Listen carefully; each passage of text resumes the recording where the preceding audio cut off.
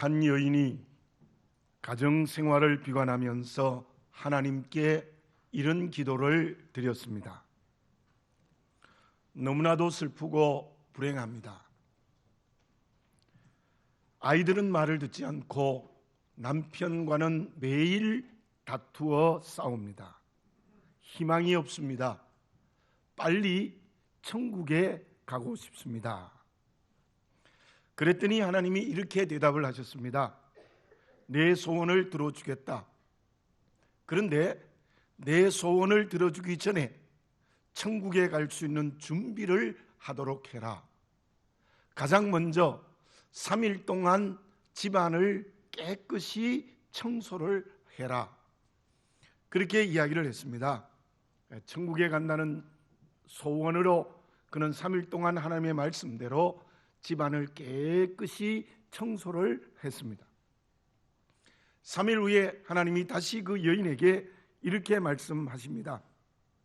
3일 동안 청소를 깨끗이 했는데 이제 3일 동안에는 아이들의 엄마로서 마지막이니 추억을 남겨줄 수 있도록, 사랑을 듬뿍 느낄 수 있도록 아이들을 실제로 사랑해라. 그 여인 역시 마지막이라고 생각하고 3일 동안 아이들을 정말 가슴 깊이 사랑하는 사랑을 보여주었습니다. 그리고 3일 뒤에 하나님이 다시 말했습니다. 마지막으로 3일 동안은 남편의 아내로서 남편에게 최선을 다하여 정성껏 대접하고 사랑을 실천해 보아라. 역시 그 여인은 마지막이라고 생각하고 아내로서의 최선을 다하여 남편을 섬기고 사랑하고 대접을 했습니다.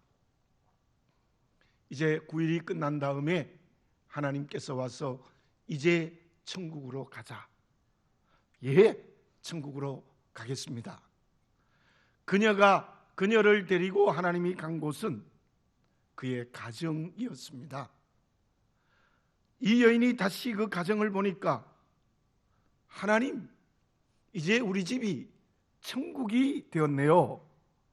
너무나도 기쁘고 행복합니다. 그래, 너는 지난 9일 동안 너의 가정을 천국으로 만드는 준비를 했기 때문이야. 그러한 이야기가 있습니다. 이 이야기를 저도 읽으면서 많은 생각을 했는데요, 정말 우리에게 여러 가지 생각을 해주는 이야기입니다. 똑같은 가정에서 슬프고 희망이 없고 매우 우울한 여인이 똑같은 가정에서 새로운 희망을 가지고 기뻐하는 장소로 바뀌게 되어졌다는 것입니다. 하나님의 나라는 우리가 영원히 사는 천국 새하늘과 새 땅이 있지만 또한 우리가 살아가는 삶의 자리가 하나님의 나라가 되어져야 됩니다. 우리가 살아가는 하나님의 나라라는 삶의 자리는 절망으로 인한 슬픔이 아니라 희망을 가진 기쁨의 자리라고 말을 할 수 있습니다. 인생의 걸음에서 참으로 중요한 것은 누구도 빼앗아갈 수 없는 기쁨이 있어야 됩니다. 그런데 그 기쁨은 언제나 새로운 희망을 가질 때, 내일의 희망을 가질 때 우리에게 기쁨이 오는 겁니다. 왜 슬픔이 옵니까? 아무리 좋은 환경에서도 슬프고 고통스러운 것은 내일의 희망이 없기 때문입니다. 욥기 3장 22절에 보면 욥은 이러한 고백을 합니다. 무덤을 찾아 얻으면 심히 기뻐하고 즐거워하나니. 물론 그 말씀은 욥의 절망적인 부르짖음입니다마는 그때 말한 심히 기뻐한다는 이 기쁨의 의미는 이런 의미가 있습니다. 빙빙 돌아간다는 의미가 원어에 있어요. 그리고 뛸 듯이 뛴다라는, 뛰어서 빙빙 돈다는 그런 의미가 있어요. 무슨 뜻이겠습니까? 뛸 듯이 기쁜 겁니다. 정말 너무너무 기뻐서 머리가 빙빙 돌 정도로 기뻐하는 기쁨을 표현하는 것입니다. 그 기쁨은 어디에서 오는 겁니까? 바울은 로마 감옥에서도 빌립보서 4장 4절에 보면 이런 고백을 하지 않습니까? 주 안에서 항상 기뻐하라. 내가 다시 말하노니 기뻐하라. 바울이 감옥 속에서 이렇게 기뻐하는 이유가 무엇입니까? 로마에 복음이 확장된다는 내일을 보고 있기 때문입니다. 더 나아가서 바울은 영원한 천국의 구원과 상급을 보고 있기 때문에 그렇게 기쁜 겁니다. 감옥에 있어도, 나이가 늙어도, 병들어도, 온갖 대적이 있어도 그런 그 기쁨을 가졌던 것이죠. 그런데 창세기 37장 34절에 보면은 야곱의 아들들이 와서 요셉이 죽었습니다라는 보고를 했을 때 그는 애통했다라는 말씀이 있습니다. 그 애통은 슬픔의 가장 격한 상태입니다. 왜 그렇게 야곱이 애통하는 슬픔이 있었습니까? 위로할 수 없는 슬픔이 있었던 것입니까? 그것은 사랑하는 아들 요셉이 다시는 돌아올 수 없다는 내일에 대한 절망 때문에 그렇게 애통을 하고 있는 것이지요. 믿음으로 사는 것이 무엇입니까? 제가 많이 여러분들에게 말씀드린 것입니다. 우리에게는 저 영원한 천국이 우리의 희망입니다. 뿐만 아니라 하나님께서 나에게 내일 주시는 말씀의 응답이 우리에게 있습니다. 그 희망을 붙들고 있는 한 오늘의 환경과 관계가 어떠하더라도 기뻐할 수 있는 겁니다. 오늘의 환경과 관계가 아무리 좋아도 내일의 희망이 없습니다. 저 영원한 천국의 소망이 없는 사람은 슬퍼할 수밖에 없다는 것입니다. 지금 나의 모습은 어떻습니까? 봄볕이 아름답게 내리쬐고 이미 개나리는 활짝 피었습니다. 북한산 자락에는 진달래가 만개한 진달래도 이미 있습니다. 그리고 주님이 사망 권세 깨뜨리고 부활하신 이 주일에 예배를 드리면서도 나는 어떤 환경에서 울고 있지 않습니까? 어떤 관계에서 눈물 흘리고 있지 않습니까? 지금의 자리에서 울고 있지 않습니까? 왜 그렇습니까? 내일의 희망이 없어서 그렇습니다. 우리 믿는 사람이 왜 내일의 희망이 없습니까? 분명히 천국의 구원과 상급이 우리에게 있습니다. 내일 주시는 복음의 확장의 은혜도 있고 내 기도를 응답해 주시는 내일도 있고 얼마든지 내일 주시는 하나님의 은혜의 응답이 엄청나게 있습니다. 그러므로 어떤 관계와 어떠한 환경 속에서도 기뻐하시는 오늘이 되어지시기를 바라겠습니다. 그 사람이 부활의 기쁨으로 살아가는 사람이라고 말을 할 수 있습니다. 그러면 내일 주시는 하나님의 은혜를 기다리며 오늘을 기쁨으로 사는 그리스도인들은 어떻게 살아가는 사람입니까? 어떤 사람이 오늘을 하나님의 나라를 이루며 살아갈 수 있습니까? 토끼와 거북이의 이야기를 우리가 너무나 잘 알고 있습니다. 다른 버전의 이런 이야기가 있습니다. 토끼와 거북이가 역시 경주 시합을 했습니다. 이번에도 저 높은 산 꼭대기를 먼저 가는 사람이 이기는 경기입니다. 출발을 했습니다. 토끼와 거북이는 열심히 달리기 시작했습니다. 이번에는 지난번에 낮잠을 자다가 패배했기 때문에 토끼는 낮잠 자지 않고 최선을 다하여 재빠르게 달렸습니다. 열심히 이마에 땀을 흘리며 달렸습니다. 거북이는 느릿느릿 출발하여 달려가고 있습니다. 드디어 토끼는 가장 먼저 정상에 올라가서 승리의 만세를 불렀어요. 그런데 토끼에게 문제가 생겼습니다. 가만히 올라간 산봉우리를 보니까 약속한 정상의 산봉우리가 아니라 그보다 더 높은 정상에 올라가 버린 겁니다. 그래서 토끼는 만세를 부르다가 보니까 약속한 정상이 아니어서 허겁지겁 뛰어내려와서 다시 약속한 정상에 올라갔더니 이미 그곳에서는 거북이가 승리의 만세를 부르고 있었다는 것입니다.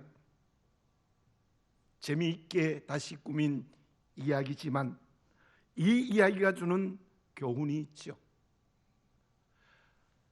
바른 목표와 방향을 향하여 달려갈 때 인생이 성공합니다.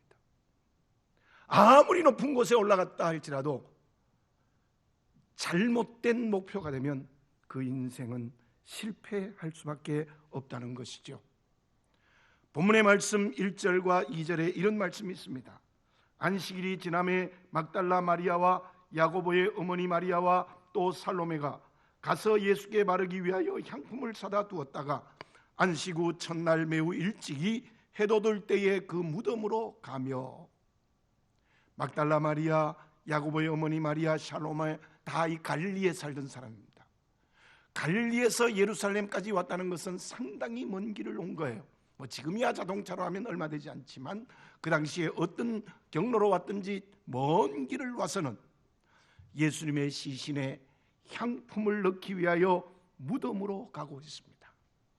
그 1절과 2절을 읽어보면 향품을 준비했는데 아마 그 향품은 값이 나가는 고가의 향품을 준비했을 겁니다. 그리고 매우 일찍이 해돋을 때에, 다른 복음서의 같은 사건을 보면은 새벽입니다. 새벽에. 그리고 열심히 그 무덤으로 달려갔습니다. 같은 사건의 기록인 마태복음 27장 26절에 보면 막달라 마리아와 다른 마리아가 무덤을 향해 앉았더라 라는 말씀이 기록되어져 있습니다. 그때 그들의 마음은 어땠겠습니까? 앞에 말씀드린 대로 슬픕니다. 눈물이 쫙쫙 납니다. 더 이상 예수님을 만날 수 없다는 그런 절망으로 그들은 눈에 눈물을 쭉쭉 흘리고 있었던 그때였습니다.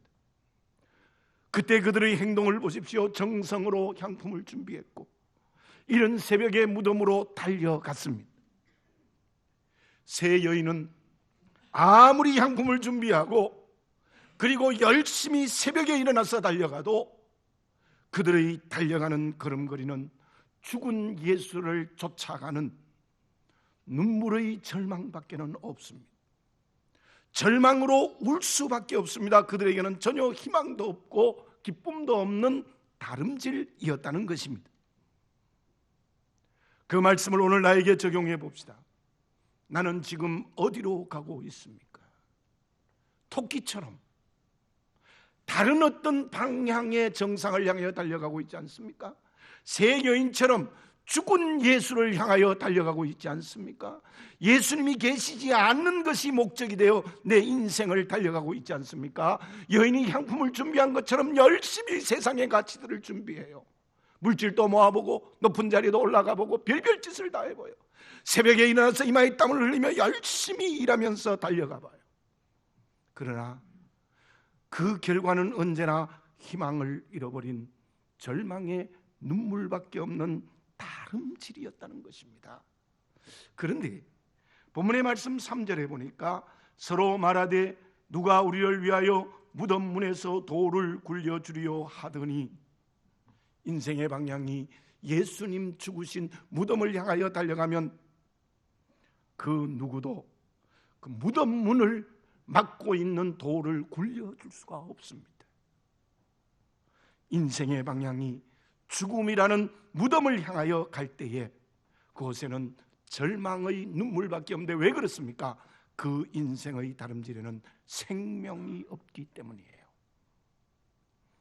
그런데 4절, 5절, 6절의 말씀에 보면은 갔더니 무덤 앞에 돌이 굴러져 있습니다.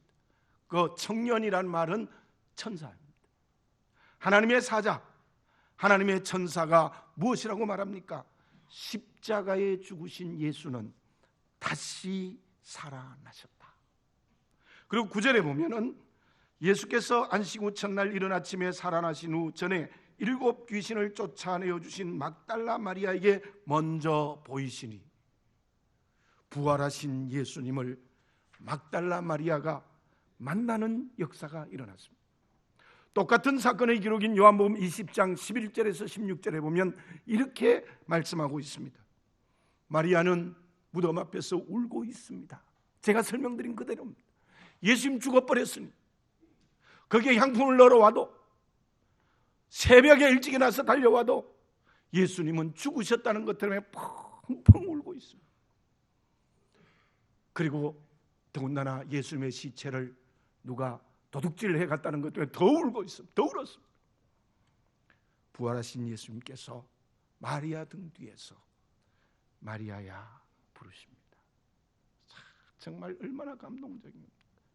첫 부활을 만난 사람은 제자도 아니고 남자도 아니고 여성이었습니다. 그것도 7 귀신 들렸다가 나간 막달라 마리아야.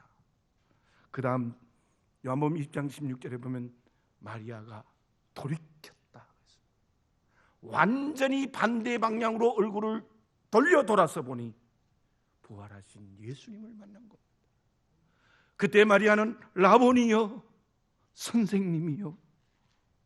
그때 마리아에게 눈물이 났습니다. 그 눈물은 어떤 눈물일까요? 기쁨의 눈물입니다.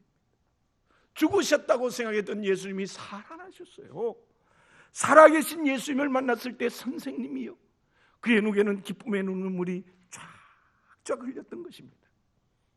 그리고 그 부활의 소식을 가지고 동네로 달려가서 11 제자에게 그 소식을 알렸다는 말씀이 10절에도 나타나고 있고 다른 복음서에도 나타나고 있습니다.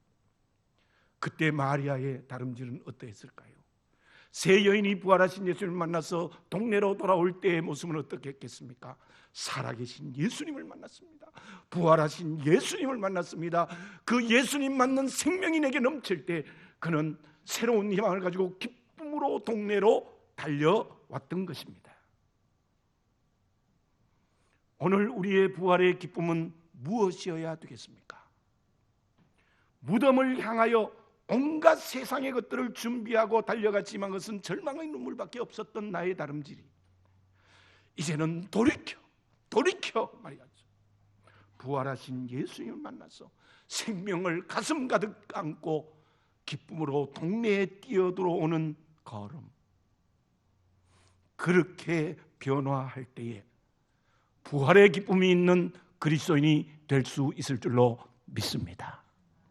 그렇다면 이 말씀을 좀 더 구체적으로 우리의 삶에 적용하면 무엇이겠습니까?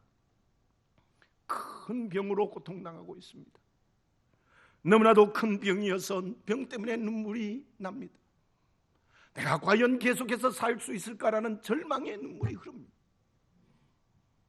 어떻게 해야 될지 모르는 절망의 눈물을 흘리는 그 가운데에서도, 그 큰 병 한가운데에서도요, 부활의 주님이 내 마음속에 살아계신다는 것을 보는 사람,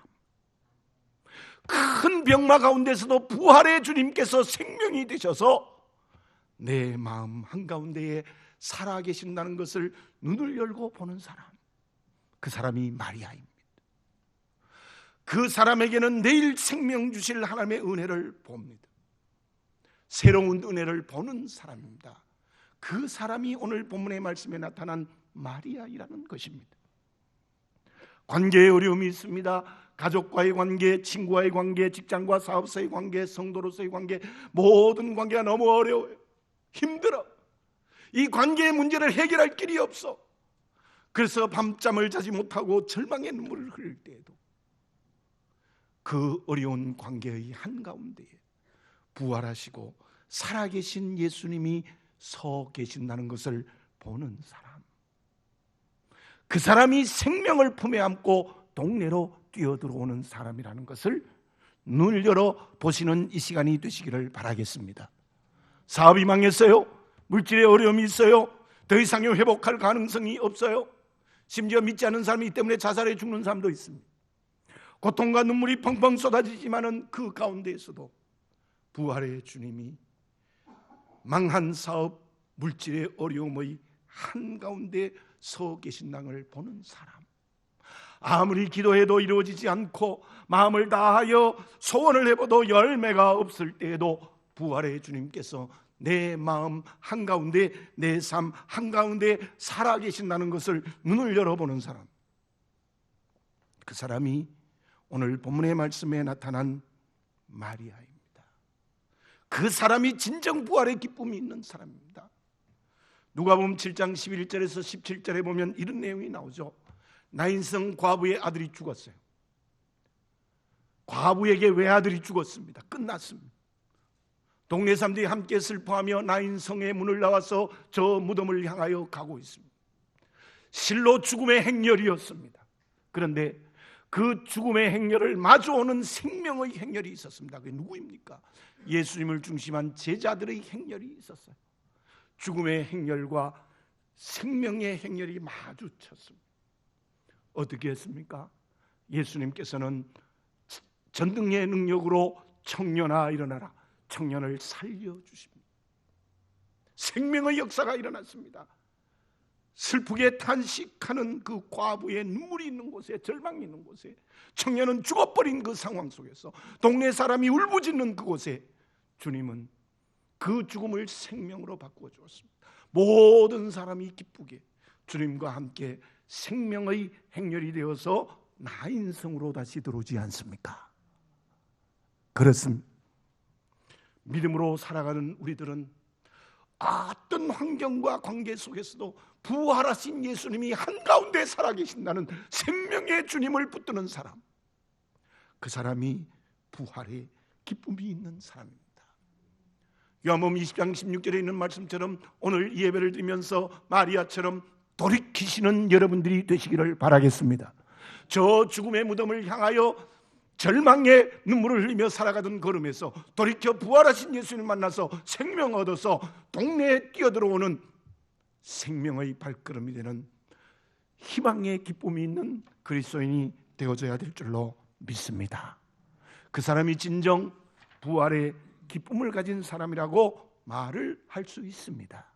그러면 부활하신 예수님을 만나서 동네에 달려가는 이 세 여인은 무엇을 했습니까? 동네에 뛰어와서 하는 일이 무엇이었습니까? 우리가 부활의 주님을 만나서 절망의 눈물을 다 버리고 생명의 기쁨이 넘쳐나서 이 땅에 살 때에 어떻게 살아야 되겠습니까? 저는 대학 1학년에 좀 늦게 들어갔습니다. 제가 다니는 대학은 기독교 대학이었고 체프를 반드시 해야 하고 또 대학 1학년 때는 기독교 개론이라는 과목을 필수로 교양 필수로 이수해야 되는 과목이 있었어요. 그런데 제가 대학 1학년이었는데요. 교목실장님이 제가 알아요. 개인적으로 아는 사이여서 갑자기 강의를 앞두고 어디 자기가 가야 될 일이 생겼어요.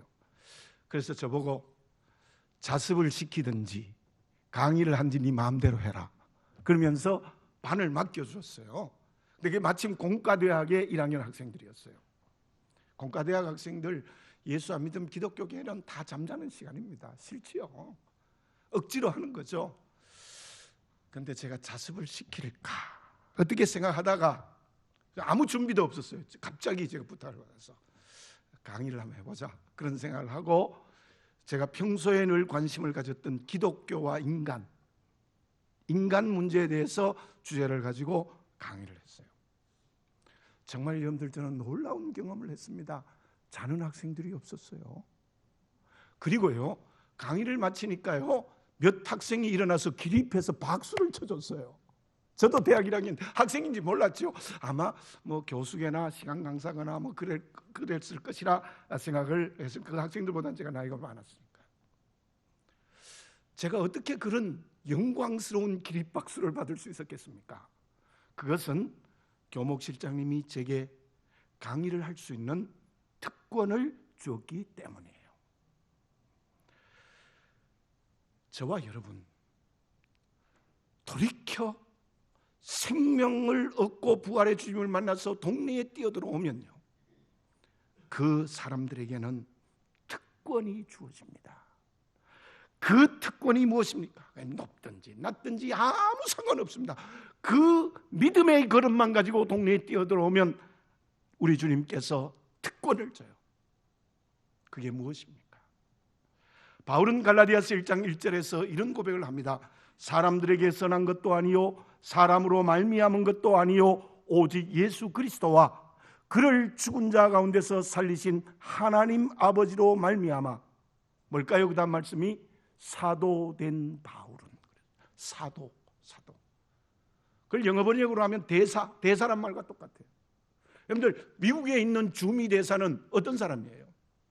한국 사람을 대표하는 특권을 가지고 있어요. 더 나아가서 한국 대통령을 대신하는 특권이 이 대사에게 있는 거예요.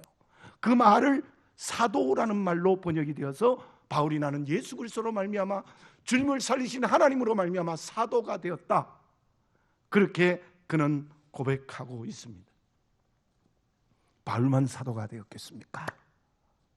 저와 여러분, 하나님이 우리에게 생명을 가지고 이 땅에 살아가면 우리 모두에게 사도가 되는, 만인 제사장이 되는 특권을 주신 줄로 믿습니다. 그 특권이 무엇입니까? 오늘 본문의 말씀 7절에 보면 가서 그의 제자들과 베드로에게 이르기를 예수께서 너희보다 먼저 갈릴리로 가시나니 전에 너희에게 말씀하신 대로 너희가 거기서 배우리라 하라 하는지라. 이 세 여인에게, 부활의 주님을 만난 세 여인이 제자들에게 말해라. 갈릴리에서 나를 만나자고 그들에게 알려라. 그렇게 말했어요. 그리고 오늘 본문의 말씀 10절에 보면 마리아가 가서 예수와 함께 하던 사람들이 슬퍼하고 울고 있는 중에 이 일을 알림해 그랬어요. 부활의 주님을 만난, 돌이켜 부활의 주님을 만난 이 마리아는 가서 이 일을 알렸어요, 제자들에게. 그게 사도예요. 다시 말씀드리면 부활의 증인이 되는 특권을 준 거예요. 오늘 읽지 않았습니다만 15절에서 부활하신 주님께서 무엇이라고 말씀하셨습니까? 또 이르시되 너희는 온 천하에 다니며 만민에게 복음을 전파하라. 이렇게 부활하신 주님께서 명령하셨지요. 저와 여러분, 생명을 얻어서 동네에 뛰어들어오는 사람에게는 반드시 부활의 증인이 되는 줄로 믿습니다. 그 부활의 증인은 제가 여러 번 말씀을 드렸죠. 첫째로는 믿음의 모범을 보여야 된다, 삶의 자리에서. 그리고는 예수 그리스도의 부활을 직접적으로 증거하는 증인이 되어야 된다는, 이거는 특권이에요. 특권으로 하나님이 우리에게 주셨어요. 자, 그런데 그 특권을 잘 감당하기 위해서 우리에게 필요한 것이 있습니다. 그게 무엇이겠습니까? 첫째로는 하나님의 은혜로 주시는 능력을 받아야 돼요. 우리 사도행전 1장 8절을 알잖아요. 제가 수요일에도 말씀드렸어요. 오직 성령이 너에게 임하시면 너희가 뭘 받아요? 권능을 받아야 돼요. 하나님이 은혜로 주시는 능력 받아야 돼요. 두 번째로는 그 능력을 받기 위한 경건의 훈련이 우리에게 있어야 돼요. 그 능력을 받기 위해서 기도의 경건이 있어야 돼요. 기도했을 때 성령이 역사했지 않습니까? 예루살렘 교회에. 기도의 경건, 말씀 묵상의 경건, 경건의 훈련이 내게 있을 때 부활의 증인이 되는 겁니다. 아무나 사도가 되는 게 아닙니다. 아무나 부활의 증인의 특권이 되는 것이 아니라 주께서 은혜로 주시는 능력을 받아야 되고, 그 능력을 받기 위하여 우리는 기도와 말씀의 경건의 훈련이 끊임없이 있어야 된다는 거예요. 미국의 팀 라하이 박사가 히포크라테스의 4가지 기질들을 가지고 성령께서는 어떻게 사명자를 이끌어 가시는가라는 책을 썼어요. 그 책 제목이 성령과 변화된 기질이라는. 그 히포크라테스가 말한 4가지 기질을 이렇게 설명을 했습니다. 베드로는 다혈질이라. 의리가 있고 나서기를 좋아하는데 단점은 뒷감당을 못해요. 책임을 지지 못해. 바울은 우울질인데 의지가 굳고 추진력이 강하지만 목적을 위하여 수단과 방법을 가리지 않아요. 그래 인간미가 없어요. 세 번째로 모세는 담즙질인데 의미를 추구하는 기질인데 독선적이고 타협을 하지 않아요. 네 번째로 아브라함은 점액질인데 선하고 양심이 있는 사람이지만 주관이 쉽게 흔들리고 추진력이 약해요. 이 4가지 기질을 성도의 기질로 설명을 한 것입니다. 그런데 그 4사람을 가만히 보라는 거예요. 라하이 박사의 해석은 이렇습니다.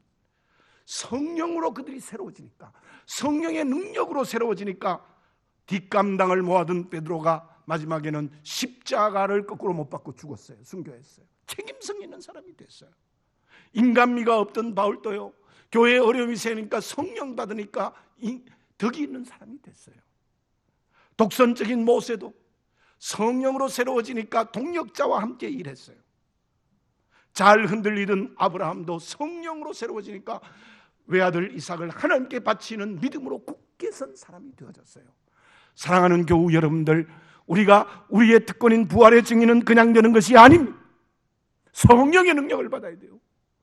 정말 기도와 말씀의 경건의 훈련을 통해서 성령의 능력을 충만히 받을 때에 나의 약점도 성령에서 바꾸어서 하나님의 쓰임받는 기질, 다시 한번 부활의 증인이 되게 하시는 역사를 일으켜 주실 줄로 믿습니다. 사도행전 10장에 나타난 베드로가 그 고넬료 집에 가는 것도 마찬가지예요. 베드로 안 간다 그랬어. 못 갑니다. 내가 어떻게 갑니까? 절대로 못 갑니다. 하나님이 성령으로 임재하여 말씀하셨죠. 또 보자기에 못 먹을 것 먹게 하는 그런 명령을 했죠. 그런 능력을 통해서 베드로가 변화되어 고넬료의 집에 가서 세례를 베풀었다는 것입니다. 그렇습니다. 경건의 훈련 없이 부활의 증인이 될 수 없습니다. 아무나 주미대사가 되고 아무나 주중대사가 되는 것이 아니죠. 끊임없는 기도와 말씀의 훈련으로 하나님의 은혜인 능력을 충만히 받을 때에 생명을 가지고 동네에 뛰어들어간 우리의 오늘의 삶이 부활의 증인이 되는 역사가 일어나게 되는 줄로 믿습니다. 링컨보다 한 10년 전에 100년 전에 태어난 존 울먼이라는 사람이 있었대요. 근데 그 사람은 흑인 노예 제도를 바로 성경 말씀에 어긋난다고 생각하고 해방을 운동을 하는데 최선을 다하고 생명을 내어놓고 그 일을 했대요. 실제로 에브라함 링컨이 성공한 이유는 존 울먼의 기초가 있었기 때문이다, 그렇게 말을 했어요. 그 체험에는 이런 체험이 있습니다. 지난 수요일에 말씀드렸던 장로님과 비슷한 체험인데요. 중병에 걸려서 병원에 누워 있는데 환상을 봤어요. 환상을 봤는데 그 하나님의 음성이 들렸대요. 그게 무엇이냐면 울먼은 죽었다, 존 울먼은 죽었다라는 음성을 들었대요. 그래서 그는 그 음성을 듣고 병에서 치유되어서 성령 충만한 능력이 사람이 되고 내가 정말 예수의 십자가에 못 박아야 됐구나, 그래서 생명 걸고 노예 해방 운동을 했다고 합니다. 여러분들, 이적 자아가 죽는 경건의 훈련이 있어야 돼요. 기도와 말씀의 끊임없는 경건의 훈련으로 성령의 능력을 은혜로 충만히 받을 때에 우리는 부활의 증인이 되는 특권을 가지고 살아가는 그리스도인이 될 수 있을 줄로 믿습니다. 그 사람은 생명을 가지고 동네에 뛰어들어오는 단순한 사람을 넘어서는 그리스도인의 기쁨이 있는 줄로 믿습니다. 결과는 어떻게 되어지겠습니까?